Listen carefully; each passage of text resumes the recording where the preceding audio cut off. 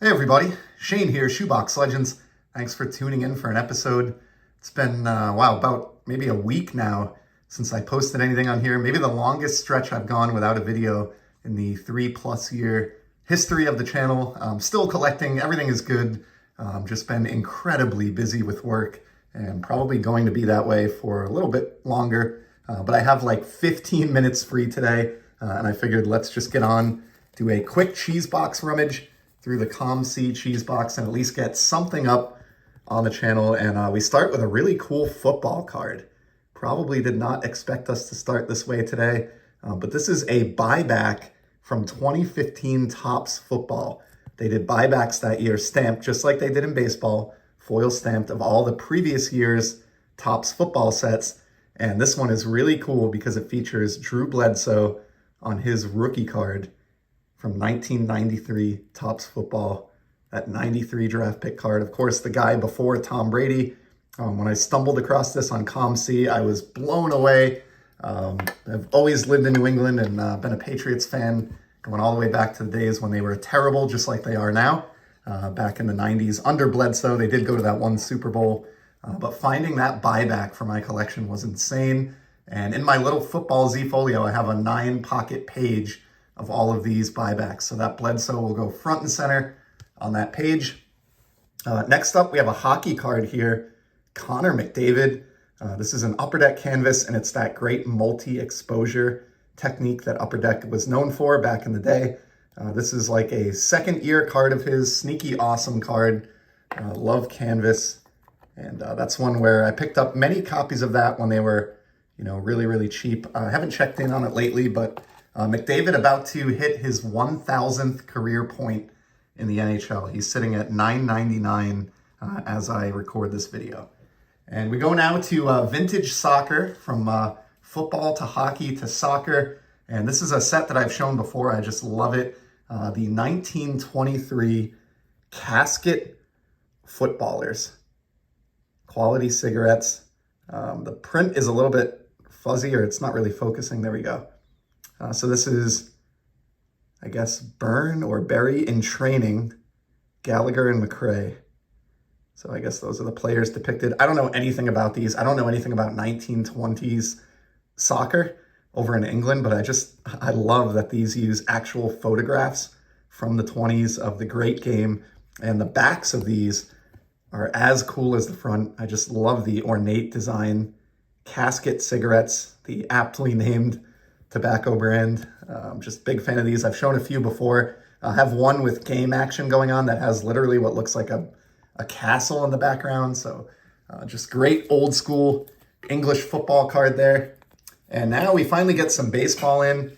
Check this one out. This is a Don Muller from the New York Giants, courtesy of 1952 Bowman. Not a big backstory here, but this is just a well-centered, beautiful copy of this card. And like many, many vintage baseball collectors, I adore the Bowman sets of the 50s, particularly in my case, 1950 through 1952, where they have these kind of colorized photographs. I love that technique. They are gorgeous cards. This one doesn't even have the wax staining on the back that I'm typically used to. I don't know if I'll ever build the set, but I'll certainly never say no to any available 52 Bowman that's cheap that looks like that one. And we're going to stick with vintage baseball for the next card. Here's a beauty for my 55 Topps slow build set that I've been kind of picking away at for many years. I'm past the halfway point now on the 200+ card checklist. Really small checklist, which is kind of what's tempting me. And here's another edition, and a gorgeous one at that. Rube Walker, catcher for the Brooklyn Dodgers. Love the look at the tools of ignorance here. Great action shot. This is a really clean copy of this card, and I sound like a broken record. I've said this so many times on the history of the channel, but for many years, you could pick up these common players from 55, 56 Topps for like $1 or maybe $1.50 in this condition. So that's how I've built the majority of my set build, and this is one of my favorites that I've pulled out of the box. Just love catcher cards, and of course, love the Brooklyn Dodgers as well. So we have the New York Giants and the Brooklyn Dodgers fittingly pulled side by side there, the two New York franchises of the 50s. Let's see. Next up, we got, looks like I pulled 2 cards here, so we're just going to go through them. First, another football card. Second one of the episode. How about this Peyton Manning from Panini Select? And why did I buy this? It was under $1, and I just love Prism in Select and the etching. Like, look at the uniform here, how that catches the light, the helmet, you know, all the way down. Just gorgeous, gorgeous cards. Love Select, and I have like a 2-page spread in my Football Z folio, the same one that Drew Bledsoe here will be going into, that features these silver or refractors from Select. So great Peyton Manning there from his late career stint with the Denver Broncos. Looks a little odd in that uniform. I'll always picture him as a Colt. And then I have a Jacoby Ellsbury. I have this one. Honestly, I bought this long ago, and just because I am working on a team set of the orange refractors from the Boston Red Sox in 2011 Topps Chrome. These aren't numbered. They're not expensive. Ellsbury, certainly a fun throwback to Red Sox past. He had that one incredible season, actually in 2011, which makes this kind of a cool card. And somebody who's always going to be known for kind of that one-off campaign, and then, of course, going to the Yankees and kind of stinking it up. Next up, here's another Panini Prism card with a beautiful etching. Taylor Hall, former high draft pick, I think #1 overall draft pick, and former MVP as well.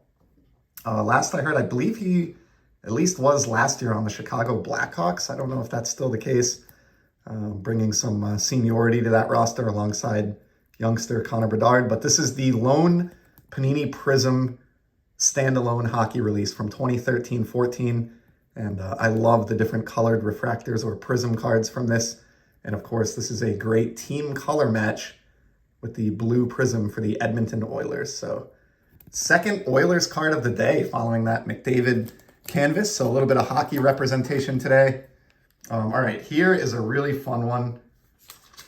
And this is one that I've had in the cheese box for a while, and I've been waiting to pull it. It's kind of a cool card. So this is from the 1933 Goudey Indian Gum release. And I'm probably going to mispronounce this, but I'm going to go with Anojenage. And basically, this is like an athletic card from the Indian Gum set. And he was known for being like the premier Native American player in a game that sort of resembles lacrosse, I guess, would be the closest thing I can think of. So I just think this is really, really cool. I did not know that there was like an athlete card in the Goudey Indian Gum set until I ran this across this. This was available on COMC for like $5, or it was certainly less than $10, I remember. It's fairly beat up, but it presents well. The card is fully intact. And yeah, the back gives us a little bit of a summary of what I was talking about. The most proficient ball player of the Sioux tribe. Anojenage is shown with the ball stick in his hand. The stick has a round hoop at the end with which to catch the ball, which is then thrown with the stick. So again, essentially very similar to lacrosse. It is said that no white man ever became proficient at this game. So I just love this card. It's a sneaky, awesome non-sport card that's sort of a sport card. And I don't think I've ever seen anyone talk about it on here on YouTube, at least not in the videos that I've watched, but really, really cool and unique card. And yeah, like I said, been waiting for the day when that one would spill out of the cheese box. That's one that I've been anxious to pull. We're only at the 9-minute mark, so let's do at least 1 or 2 more cards here, as much as I'd love to end on that beautiful Goudey Indian Gum. Next up, my man Mookie Betts, who just had an incredible campaign, of course, culminating in his 3rd World Series championship and 2nd with the Dodgers. Other than Freddie Freeman, he was probably the most important player offensively on the roster throughout that postseason. And what I love about this card, this is a cheap pickup that I made. It's from 2023 Topps Big League, but it has the feel of Topps Kids from 1992, which was a set I loved. And it pays tribute to the fact that Mookie is a proficient bowler, which I'm sure most of you watching this already know, but he is an incredible bowler. In fact, I think I saw an article where he participated in a bowling game or tournament like the day after the World Series. He's bowled a perfect game in the past. Absolutely, if it weren't for his career in Major League Baseball, could be on the professional bowling circuit. he's that good of a bowler. So great job by Topps of depicting him with his other talent here, one of his other many talents here. Just a really cool card that, again, you can find for pocket change. But as somebody who collects and appreciates Mookie Betts, I want a well-rounded Betts collection. So yes, I would like some of his expensive rookie cards, which I do have, autographs, things like that. But at the same time, I can find enjoyment and sort of round out my player collection with a really random, cheap, fun card like this one. So excellent stuff there. And let's finish with this one today. We're past the 10-minute mark from the Topps Star Wars high-tech release. This was the first ever release. Have a Yoda here. These are acetate cards with incredible rainbow foil. They look really, really nice. So cool Yoda. This is just a base card. When I see these for like $1 or $2, I'll just grab them. It was something like half a dozen or maybe a dozen cards in a hobby box that cost close to $100. So even the base cards from this set are not very plentiful, and they look really gorgeous. So Yoda will end it for us today. We saw everything from, football buybacks to 1920s soccer to Star Wars to a Noj, the best ball player from the Sioux tribe. So happy to be back here on the channel. Hopefully it won't be this long before my next video, as it was prior to this one, but I'll do my best. But in the meantime, I certainly appreciate you stopping by, and I hope everybody's enjoying the hobby.